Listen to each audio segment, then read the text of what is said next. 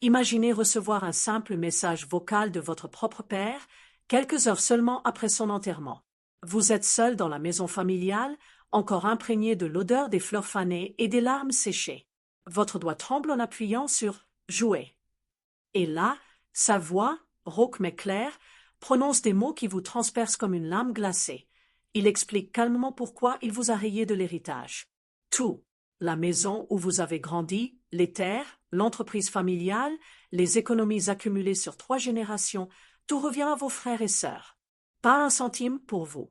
Et il termine en disant qu'il n'a jamais regretté sa décision, que vous ne faisiez plus partie de la famille depuis longtemps. Ce message n'était pas destiné à être entendu par vous. Il l'avait enregistré pour vos frères et sœurs, pour leur expliquer son choix après sa mort. Mais par un hasard cruel, il vous a été transféré par erreur. À cet instant précis, quelque chose s'est brisé en vous. Pas seulement le chagrin d'avoir perdu un père, mais la certitude que ceux que vous aimiez le plus vous avaient trahi depuis des années, en silence, en souriant à vos côtés lors des repas de famille, des anniversaires, des Noëls. Vous avez tout sacrifié pour eux. Vous avez tout pardonné. Et eux, ils vous ont effacé comme on raie un nom sur une liste. Mais ce jour-là, une autre chose est née en vous. Une colère froide, profonde, patiente. Une promesse que vous vous êtes faite dans le silence de cette maison vide, ils allaient payer. Pas avec de l'argent, pas avec des mots, mais avec quelque chose de bien plus précieux. Ce que j'ai fait ensuite a détruit leur monde parfait, morceau par morceau. Vous pensez que la vengeance est un plat qui se mange froid? Attendez de savoir jusqu'où j'ai été prête à aller pour qu'ils ressentent, ne serait-ce qu'une fraction, la douleur qu'ils m'ont infligée. Restez avec moi, parce que cette histoire vraie va vous hanter bien après la fin. Êtes-vous prêt à découvrir ce qui arrive quand une famille pousse quelqu'un trop loin? Je m'appelle Émilie. À l'époque où tout a basculé, j'avais 34 ans. J'habitais encore la grande maison de campagne que mes parents avaient construite pierre par pierre, dans ce coin reculé du lot où les hivers sont doux et les étés interminables. La maison sentait toujours le bois ciré et le pain que je faisais cuire le dimanche matin. C'était mon refuge, mon ancre, l'endroit où je me sentais enfin en sécurité après une enfance chaotique. J'étais l'aîné de 4 enfants. Mes frères, Lucas et Antoine, et ma petite sœur, Clara, avaient tous quitté la région depuis longtemps. Lucas gérait l'entreprise familiale, une petite société de transport routier fondée par mon grand-père depuis Toulouse. Antoine, le rêveur, vivait à Paris où il prétendait monter des projets artistiques qui ne rapportaient jamais rien.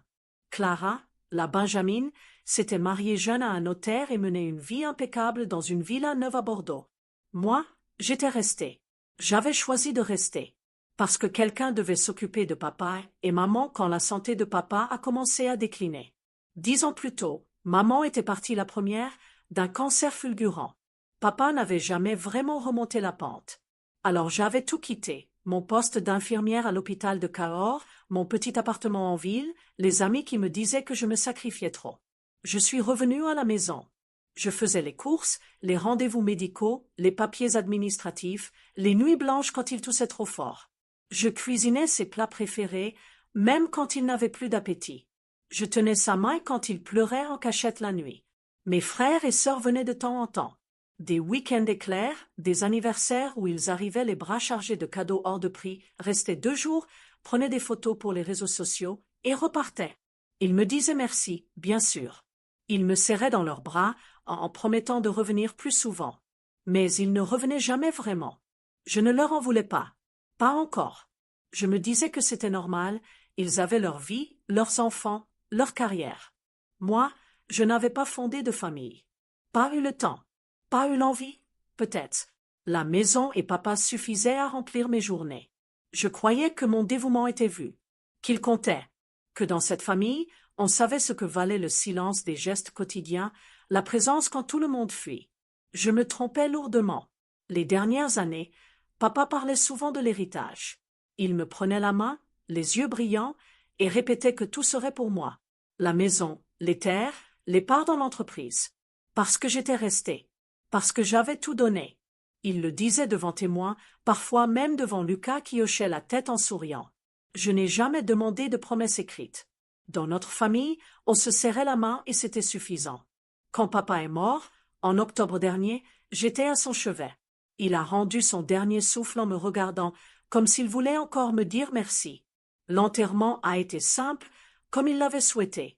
Mes frères et sœurs étaient là, élégants dans leurs costumes sombres, les larmes aux yeux au bon moment. Nous avons tous pleuré. Nous nous sommes tous enlacés. J'ai cru, pendant un instant, que nous étions enfin réunis dans la douleur. Le lendemain de l'enterrement, ils sont repartis. Chacun dans sa voiture, chacun vers sa vie. Moi, je suis restée seule dans la maison trop grande, avec les affaires de papa encore chaudes de sa présence. J'ai commencé à ranger, lentement, comme on retire une à une les couches d'une vie.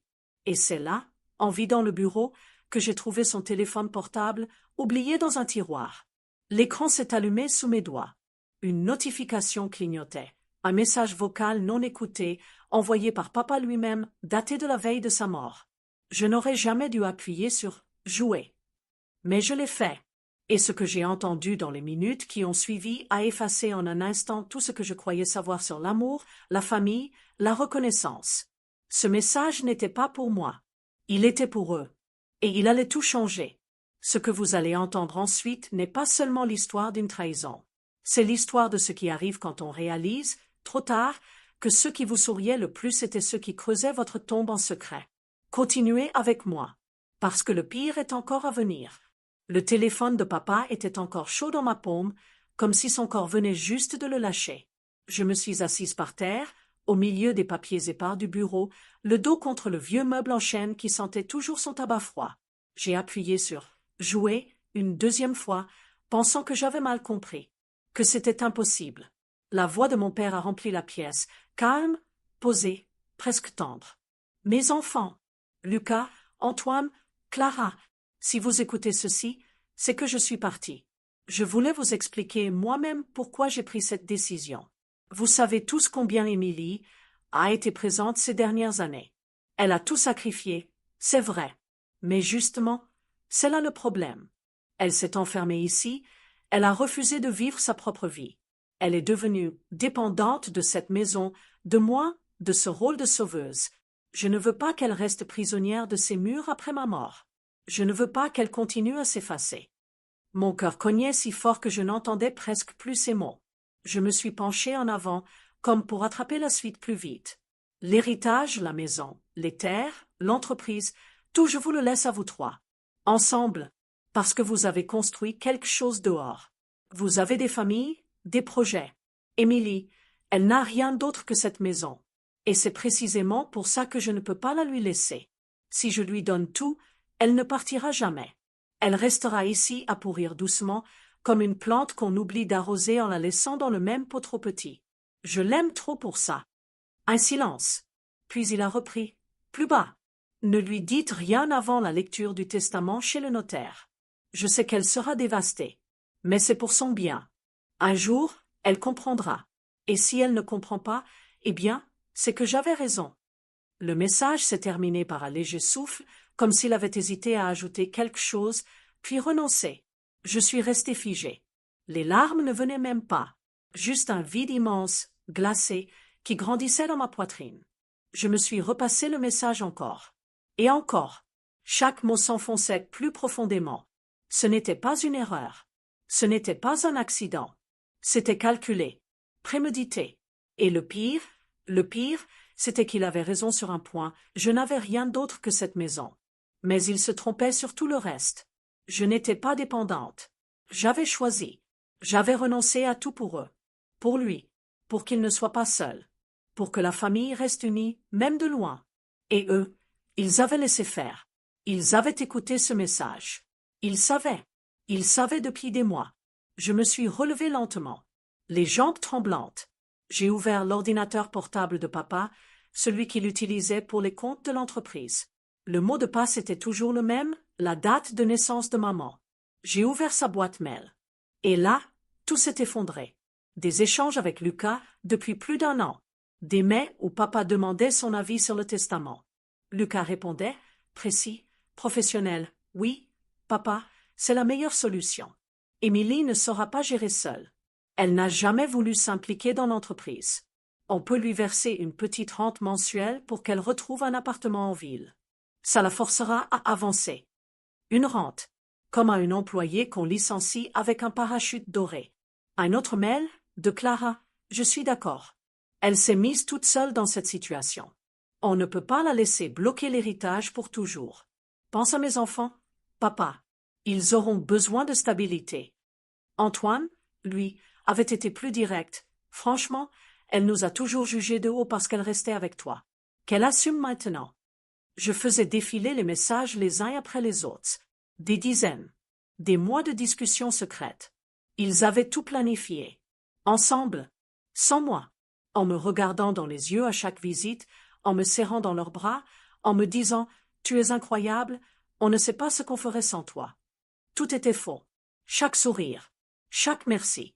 Chaque promesse de revenir plus souvent. Je me suis mise à chercher plus loin. Dans les pièces jointes. Et j'ai trouvé le Nouveau Testament.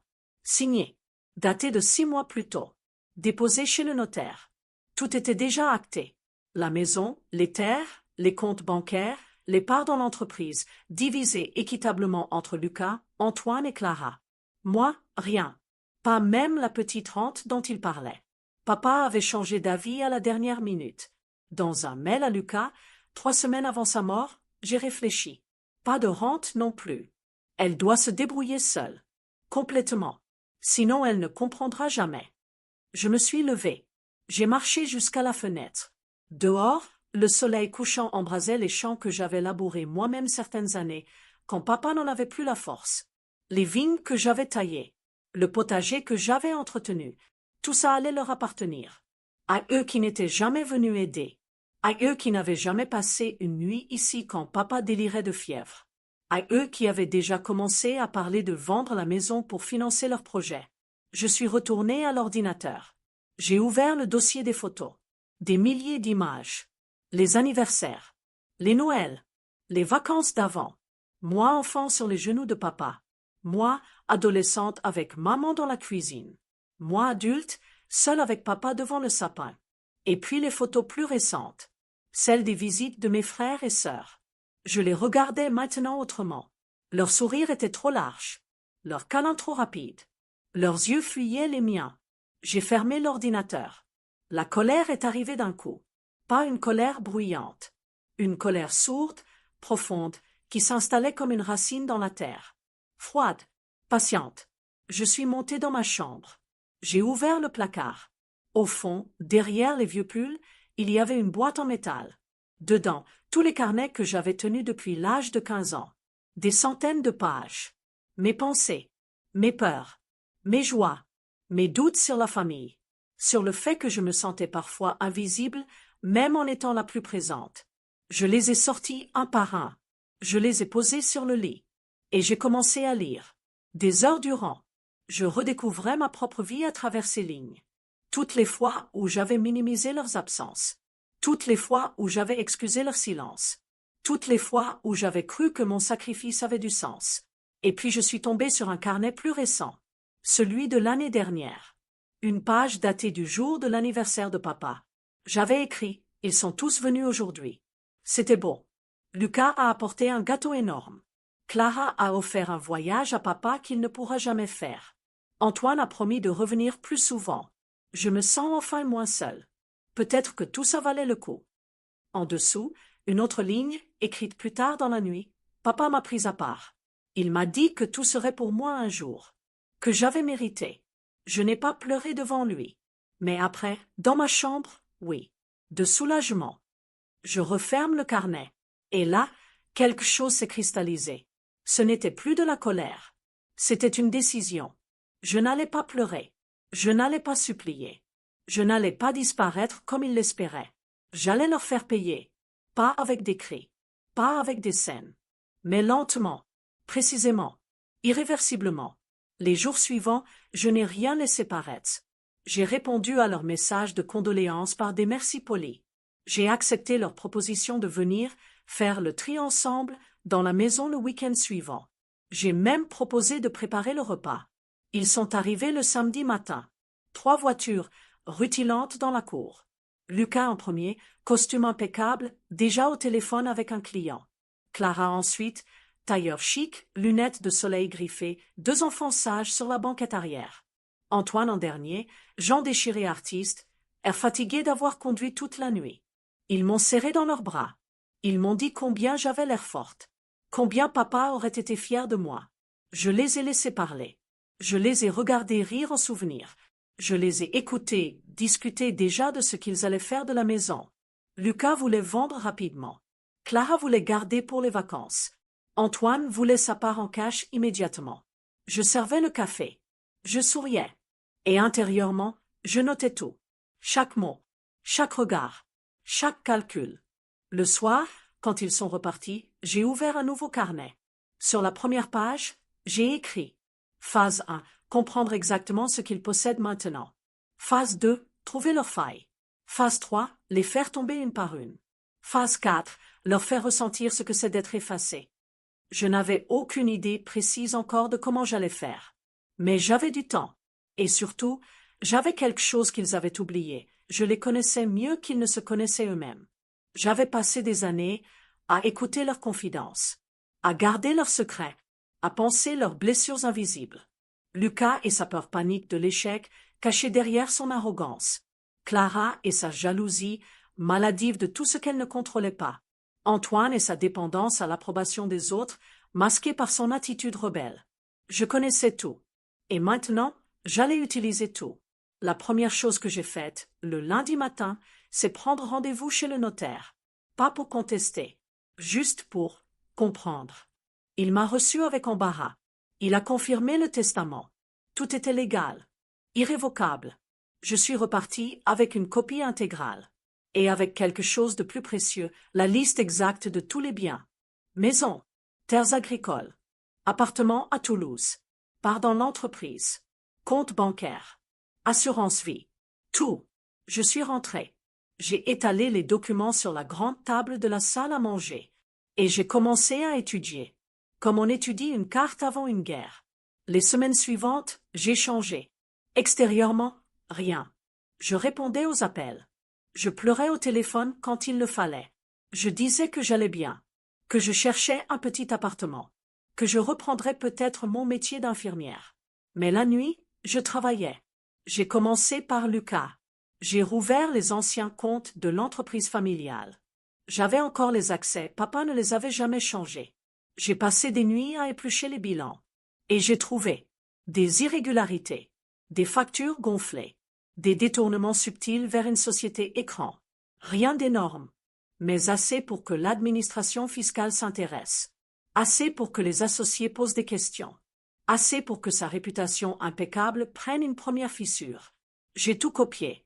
J'ai tout sauvegardé sur une clé USB. Puis j'ai refermé l'ordinateur. Et j'ai attendu. Pour Clara, c'est venu plus tard. Je savais qu'elle trichait sur ses déclarations d'impôts depuis des années. Elle me l'avait confié un soir de Noël, un peu ivre, en riant. Tout le monde le fait, Émilie. Arrête de vivre dans ton monde de bisounours. Je n'avais rien dit sur le moment. Mais je me souvenais. Je me souvenais du nom de son comptable. Je me souvenais des années concernées. J'ai retrouvé des preuves dans les vieux mails de papa. Des virements étranges. Des cadeaux en nature non déclarés. J'ai tout rassemblé. Pour Antoine, c'était plus personnel. Je savais qu'il consommait. Pas juste de l'alcool. Il me l'avait avoué une nuit, il y a 5 ans, en pleurant au téléphone. Il avait promis d'arrêter. Il n'avait pas arrêté. Je savais où il se fournissait. Je savais qui étaient ses amis. Je savais qu'il devait de l'argent. Beaucoup. Je savais que ses créanciers n'étaient pas patients. J'ai commencé à noter les noms, les numéros, les adresses, tout. Et pendant ce temps, il continuait à vivre. Lucas signait de nouveaux contrats. Clara postait des photos de ses enfants sur les réseaux. Antoine exposait dans une petite galerie à Paris. Il pensait que tout était réglé, que j'allais doucement disparaître, que la maison serait bientôt vendue, que ma vie allait se réduire à un petit studio quelque part. Il ne savait pas que je dormais à peine, que je ne mangeais presque plus, que je passais mes journées à construire un château de preuves, un château qui allait s'effondrer sur eux. Un soir, 3 mois après l'enterrement, Lucas m'a appelé. Il voulait organiser une réunion familiale pour parler de l'avenir de la maison, pour m'aider à tourner la page. J'ai accepté, avec un sourire dans la voix. J'ai dit que j'avais hâte de les revoir, que j'allais préparer un grand repas, comme avant. Ils n'ont rien soupçonné. Comment auraient-ils pu? Ils me croyaient brisé. Résignée. Gentille Émilie qui pardonne toujours. Il ne savait pas que gentille Émilie était morte le jour où j'avais écouté ce message vocal. À sa place, il y avait quelqu'un d'autre. Quelqu'un qui n'avait plus rien à perdre. Et quand on n'a plus rien à perdre, on peut tout se permettre. La réunion était prévue dans 2 semaines. J'avais 15 jours pour finaliser la phase 1, 15 jours pour poser les premières pierres de leur chute. Et je savais exactement par où commencer. Lucas d'abord, parce qu'il était le plus fort, le plus sûr de lui, le pilier. S'il tombait en premier, les autres paniqueraient. Et la panique fait faire des erreurs. Des erreurs que j'attendais, que j'allais exploiter, une à une, jusqu'à ce qu'il ne reste rien d'eux, rien de leur vie parfaite, rien de leur famille modèle, rien de ce qu'ils m'avaient volé. Vous pensez que je suis allé trop loin? Attendez de savoir ce qui s'est passé le jour de cette réunion familiale. Attendez de savoir comment j'ai fait craquer Lucas en premier, comment j'ai regardé Clara supplier, comment j'ai vu Antoine s'effondrer. Ce n'était que le début. Le vrai chaos, il arrivait, et il allait être magnifique. Restez avec moi, parce que maintenant, ça devient vraiment sombre. Le jour de la réunion familiale arriva comme une tempête longtemps annoncée. Le ciel était bas, gris acier, et une pluie fine tambourinait sur les tuiles de la maison depuis l'aube. J'avais passé la nuit debout, à relire mes notes, à vérifier chaque pièce, chaque enregistrement, chaque capture d'écran. Tout était prêt. Les dossiers étaient rangés dans mon ordinateur, sauvegardés sur 3 clés USB différentes, et une copie complète envoyée anonymement à une adresse mail que j'avais créée pour l'occasion. Je n'avais plus qu'à appuyer sur « Envoyer » au bon moment. Ils arrivèrent un par un, comme prévu. Lucas le premier, à 10 heures pile, costume sombre, mallette en cuir à la main, l'air pressé d'un homme qui a déjà prévu l'heure de son départ. Il me serra dans ses bras avec cette étreinte ferme et brève qu'il réserve aux associés. « Tu as l'air fatigué. Émilie, il faut que tu sortes d'ici. » Je hochai la tête, doucement. « Tu as raison. » Clara arriva ensuite, avec son mari et ses 2 enfants. Elle portait un manteau beige impeccable, les cheveux tirés en un chignon parfait. Elle m'embrassa sur les 2 joues, parfum cher et sourire poli. « On va trouver une solution pour toi, ma grande. » Promis. Ses enfants coururent dans le salon comme s'ils étaient déjà chez eux. Je les regardai toucher les bibelots de maman sans demander. Je ne dis rien. Antoine ferma la marche, vers midi, les yeux rougis, la barbe de 3 jours, une bouteille de vin bio à la main comme cadeau d'arrivée. Il me prit dans ses bras longtemps, trop longtemps. Je suis désolée de ne pas être venue plus tôt. Vraiment. Sa voix tremblait légèrement. Je sentis l'odeur de l'alcool matinal sur son souffle. Je tapotai son dos. Ce n'est pas grave. Tu es là maintenant. Je les installai autour de la grande table en chêne, celle où nous avions fêté tous les Noëls depuis mon enfance. J'avais préparé un repas simple, pot-au-feu, comme maman le faisait, pain frais, fromage du marché. Ils se servirent généreusement. Ils parlèrent de papa, de souvenirs, de combien il aurait été fier de les voir réunis. Ils rirent même à certains moments. Je les laissai faire. Je servis le vin. Je remplis les verres. Je souriais quand il le fallait. Puis, quand les assiettes furent vides et que le café fumait dans les tasses, Lucas tapa doucement sur la table pour attirer l'attention. « Bon, on va pouvoir parler sérieusement maintenant. » Il sortit des documents de sa mallette, des annonces immobilières, des estimations, des propositions d'agence. Il les étala devant nous comme un général déploie une carte de bataille. La maison est estimée à 700 000 €. Les terres à peu près autant. L'entreprise tourne bien, on peut espérer une belle plus-value si on la restructure un peu. Divisé en 3, ça nous fait à chacun. Il fit un calcul rapide sur son téléphone. Environ 500 000 € net immédiatement, plus les dividendes annuels. Clara hocha la tête, enthousiaste. On pourrait mettre une partie pour les études des enfants. Et garder la maison pour les vacances d'été? Antoine haussa les épaules. Moi, j'ai besoin de cash rapidement. J'ai un projet d'exposition qui... Je l'ai laissé parler encore un peu. Je l'ai laissé rêver à voix haute. Je l'ai laissé se répartir mon enfance, ma vie, mon avenir. Puis je posai ma tasse. Doucement. Le bruit du porcelaine contre le bois fit un petit claque dans le silence qui commençait à s'installer. Je levai les yeux. Et pour la première fois depuis des mois, je les regardai vraiment. Pas comme une sœur. Pas comme une victime. mais comme quelqu'un qui a déjà gagné. Avant qu'on continue, dis-je d'une voix calme, j'ai quelque chose à vous montrer. Je me levai. J'allai chercher mon ordinateur portable dans le bureau. Je revins. Je le posai au centre de la table. Je l'ouvris. L'écran s'alluma sur un dossier intitulé « Pour vous trois ». Lucas frossa les sourcils. « C'est quoi ça ?» Je ne répondis pas tout de suite. Je cliquai sur le premier fichier. Un enregistrement audio. Je montai le volume. Et la voix de papa remplit la pièce. Celle du message vocal. Celle qu'il connaissait déjà. Mais cette fois, je l'avais montée avec autre chose. Juste après les mots « c'est pour son bien », j'avais ajouté un extrait d'un autre enregistrement, une conversation téléphonique entre papa et Lucas, que j'avais retrouvé dans les archives du fixe. La voix de Lucas, claire et nette, « Oui, papa, mais soyons honnêtes. Si on lui laisse tout, elle va tout dilapider en restant ici à ne rien faire. Elle n'a jamais voulu travailler vraiment. On peut dire que c'est pour la pousser à avancer, mais en vrai, on mérite plus qu'elle. » Silence total autour de la table. Clara blêmit.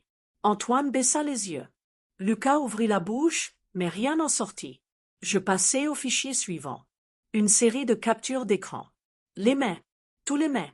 Celui de Clara sur les impôts. Celui d'Antoine sur mon supposé jugement moral. Celui de Lucas sur la petite rente qu'ils avaient envisagée avant de décider de ne rien me donner du tout. Je les fis défiler lentement. Une par une. Sans commentaire. Juste les mots. Leurs mots. AE. Puis je passai aux documents fiscaux. Les irrégularités dans les comptes de l'entreprise. Les factures gonflées. Les virements vers la société écran de Lucas. Les preuves d'optimisation fiscale agressive de Clara. Les dettes d'Antoine auprès de personnes qui n'aiment pas attendre. Tout était là, proprement classé, daté, signé, irréfutable. Je refermai l'ordinateur. Je les regardai. Lucas fut le premier à parler. D'une voix rauque. « Émilie, écoute, on peut t'expliquer. » Je levai la main, pas brutalement, juste assez pour qu'il se taise. « Non. » Un seul mot. Calme. Ferme. Vous n'allez pas expliquer. Vous allez écouter. Je me rassis. Je croisai les mains sur la table. Voici ce qui va se passer maintenant. Je marquai une pause. Je voulais qu'il sente le poids du silence. Option 1. Vous signez immédiatement un acte par lequel vous me cédez l'intégralité de l'héritage. Maison, terre, entreprise, compte. Tout. Je reste ici. Vous repartez avec rien. Et ces dossiers disparaissent à jamais. Clara éclata d'un rire nerveux. Tu es folle? On ne va jamais. Je la coupai d'un regard. Option 2. Je transfère tout ça dès ce soir. Au fisc, à la police, aux associés de Lucas, au mari de Clara, aux créanciers d'Antoine. Et je joins une lettre anonyme expliquant très clairement comment vous avez conspiré pour me déposséder après avoir laissé papa mourir en pensant que j'étais trop faible pour me défendre.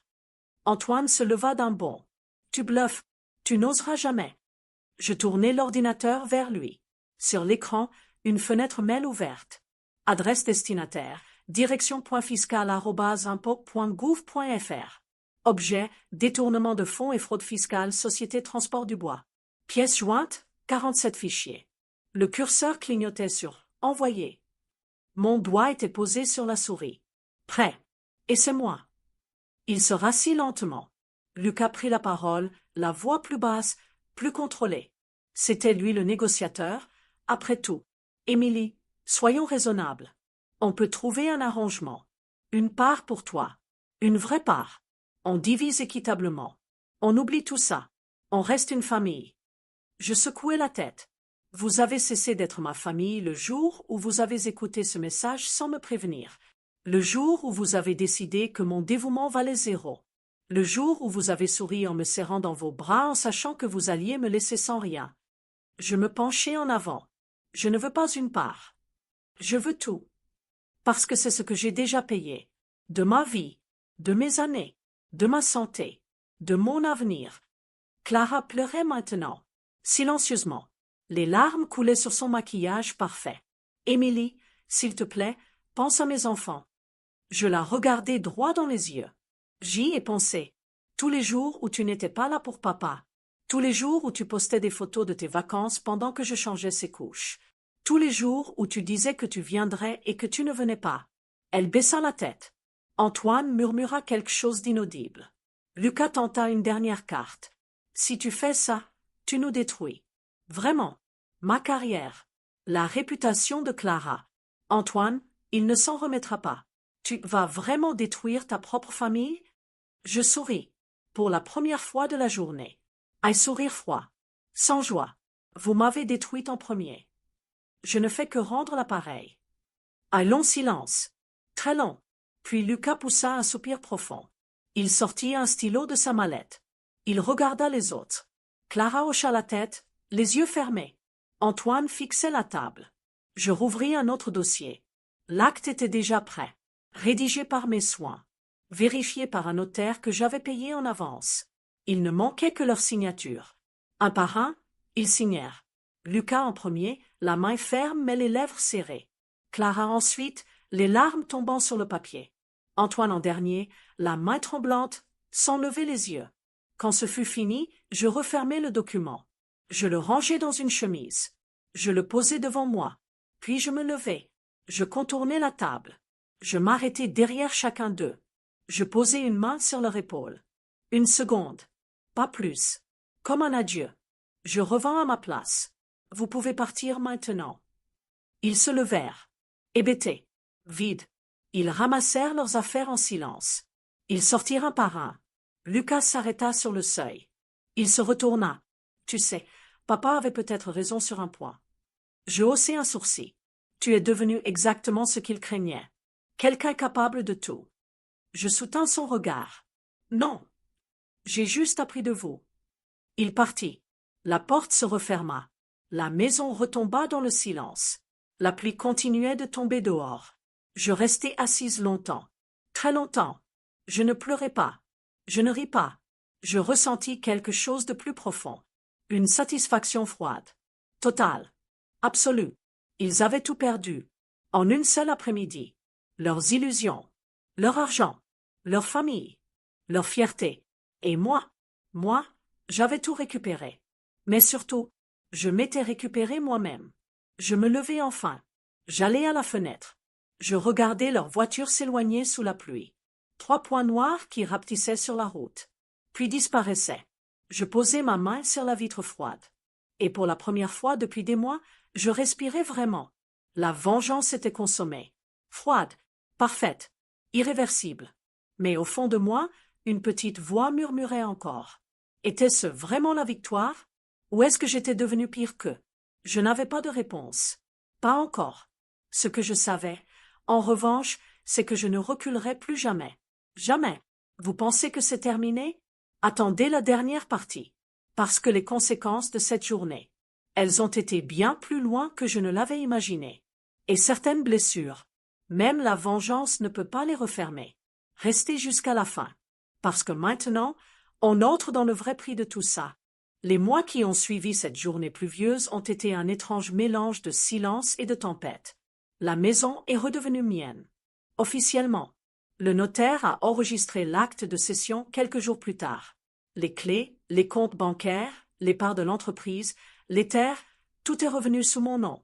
J'ai recommencé à marcher dans les pièces sans cette peur sourde d'être une intruse chez moi. J'ai rallumé le feu dans la grande cheminée. J'ai replanté le potager au printemps. J'ai même adopté un chien, un vieux berger abandonné que personne ne voulait, pour que les nuits soient moins vides. Extérieurement, tout semblait apaisé. Mais à l'intérieur, quelque chose avait changé de façon irréversible. Je n'ai plus jamais eu de nouvelles directes de Lucas, Clara ou Antoine. Pas un appel. Pas un message. Pas une carte pour Noël. Ils ont disparu de ma vie comme on efface un numéro de téléphone qu'on ne veut plus jamais composer. Pourtant, je sais ce qui leur est arrivé. Je n'ai pas eu besoin de les suivre. Les nouvelles circulent dans les petites villes et même au-delà. Lucas a perdu son poste de directeur général de l'entreprise familiale 6 mois plus tard. Les associés ont exigé une audit interne après des rumeurs persistantes de pratiques douteuses. Rien n'a été prouvé pénalement, j'avais veillé à ne jamais envoyer les dossiers, mais la confiance était brisée.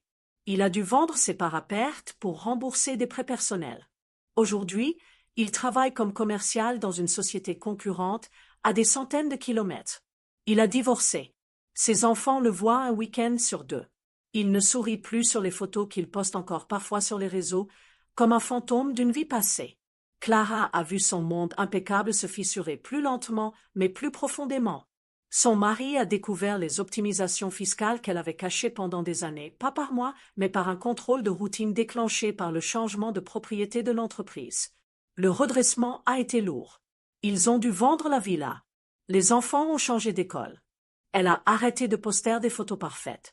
Son compte est devenu privé, puis inactif. On dit qu'elle travaille désormais à mi-temps dans une étude notariale, celle de son mari, qui ne lui adresse presque plus la parole en public. Antoine a été le plus fragile. Quelques semaines après la signature, ses créanciers ont perdu patience.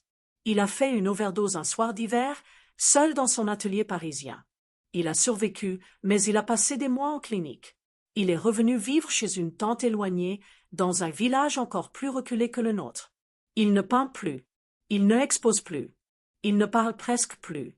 Parfois, je reçois une lettre anonyme, écrite d'une main tremblante, avec juste une phrase « Je suis désolé ». Je ne réponds jamais. Je les garde dans une boîte, au fond d'un tiroir. Je ne ressens pas de joie en pensant à leur chute. Pas vraiment. Je ressens un vide immense. Un vide qui porte leur nom. Parfois, la nuit, je me réveille en sursaut et je revois leur visage autour de la table au moment où ils ont compris qu'ils avaient perdu. Les larmes de Clara, la rage contenue de Lucas, le désespoir muet d'Antoine. Et je me demande si j'ai vraiment gagné quelque chose. Oui, j'ai la maison. Oui, j'ai l'argent. Oui, j'ai la liberté de vivre ici jusqu'à ma mort si je le veux. Mais j'ai aussi perdu la dernière illusion qui me restait, celle que la famille, même imparfaite, même distante, même égoïste, était un lien indestructible. Je sais maintenant que non. Un lien familial peut se rompre. Et quand il se rompt, il peut couper plus profondément qu'aucune lame. J'ai gagné une bataille, mais j'ai perdu une guerre plus grande, celle contre la solitude absolue. Je ne regrette pas ce que j'ai fait. Je regrette ce qu'ils m'ont forcé à devenir. Je regrette qu'ils n'aient jamais compris que tout ce que je voulais, au fond, ce n'était pas l'héritage. C'était la reconnaissance. Un simple merci sincère. Un tu as compté. Un on est là pour toi aussi. À la place, ils m'ont donné une leçon cruelle. Dans certaines familles, l'amour est conditionnel. Le dévouement n'est pas vu, il est exploité. Et quand on donne tout sans rien demander en retour, on finit par être considéré comme acquis, jusqu'à ce qu'on soit effacé. Je ne suis plus cette personne-là. Je ne serai plus jamais la gentille Émilie qui pardonne tout. Je ne serai plus jamais celle qui reste en arrière pour que les autres avancent. Mais je ne suis pas non plus fière de ce que je suis devenue. Je vis avec, chaque jour, dans cette grande maison qui résonne de souvenirs et de silence, avec mon chien qui pose sa tête sur mes genoux quand je pleure sans bruit, avec le potager qui pousse malgré tout, avec les saisons qui reviennent, indifférentes à la douleur humaine. Je ne cherche plus à réparer ce qui est brisé. Je vis avec les morceaux. Et parfois, quand le vent passe dans les vieux chênes devant la maison, j'ai l'impression d'entendre la voix de papa, pas celle du message vocal. Une autre, plus ancienne, quand il me disait « Enfant, la famille, c'est ce qu'il y a de plus précieux. Émilie, protège-la. » Je n'ai pas protégé la famille. Je l'ai détruite. Mais je l'avais déjà détruite bien avant moi. Je n'ai fait que porter le coup final. Aujourd'hui, quand des gens du village me demandent pourquoi mes frères et sœurs ne viennent plus, je réponds simplement « Ils ont leur vie. » Et je change de sujet. Je ne raconte jamais l'histoire. Sauf ici. Sauf maintenant. Parce que si cette histoire peut servir à quelque chose, c'est peut-être à vous faire poser une question simple, mais essentielle. Dans votre propre famille, qui est celui ou celle qui donne tout sans jamais rien demander, qui est présent quand les autres sont absents, qui sacrifie ses rêves pour que les autres réalisent les leurs. Et surtout, est-ce que vous le voyez? Est-ce que vous le remerciez? Est-ce que vous le protégez? Parce que si vous ne le faites pas, un jour, il pourrait disparaître. Pas physiquement, mais intérieurement. Et quand quelqu'un disparaît de l'intérieur, il peut devenir capable de tout, même du pire. Pour survivre, la vengeance n'est pas toujours un plat qu'on sert froid. Parfois, c'est juste le dernier cri d'une personne qu'on a poussée trop loin. Alors, avant de juger mon histoire, regardez autour de vous. Regardez vraiment. Et demandez-vous, est-ce que quelqu'un, dans votre entourage, attend en silence que vous le voyez enfin? Parce que si c'est le cas, dites-lui merci. Aujourd'hui. Avant qu'il ne soit trop tard. Avant que le lien ne se rompe. Avant que la famille ne devienne un mot vide de sens. Merci d'avoir écouté jusqu'au bout. Si cette histoire vous a touché, si elle vous a fait réfléchir, si elle vous a rappelé quelqu'un, partagez-la, parlez-en autour de vous. Et surtout, allez appeler cette personne. Celle qui est toujours là. Celle que vous avez peut-être oubliée. Dites-lui qu'elle compte. Parce que parfois, un simple « merci » peut sauver une famille entière. Et empêcher qu'une histoire comme la mienne ne se répète. Prenez soin des vôtres. Vraiment. Avant qu'il ne reste plus rien à sauver.